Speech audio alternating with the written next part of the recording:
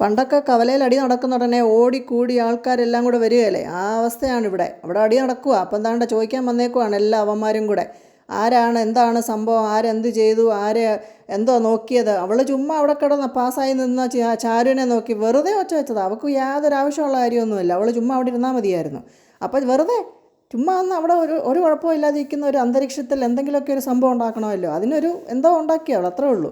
അപ്പോൾ ദാണ്ട കിടക്കുന്നു ചോദിക്കാൻ വന്നേക്കുന്നു ജിഞ്ചറും എല്ലാം. എന്നിട്ട് ഇവള് കണ്ടിരിക്കുന്നു നോക്കിക്കുക. അവസാനം ഒന്നും അറിയാൻ മേലാത്ത പോലെ പാവത്തിനെ പോലെ പമ്മി ഇരിക്കുക മേശക്കീഴിൽ. എന്നിട്ട് ഇവർ തമ്മിലായി. പിന്നെ അവസാനം അവരങ്ങ് ഏറ്റെടുത്തു അവൾ തമ്മിൽ എന്തോ അടിയെന്നുള്ളത് അറിയാനായിട്ട്.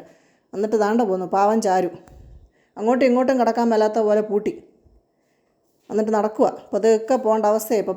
പമ്മി അവൻ എങ്ങനെയെങ്കിലും ഇവിടുന്ന് ഊരിയെ പോയാൽ മതി എന്നുള്ള അവസ്ഥയിലാണ് ഇപ്പോൾ അവന്.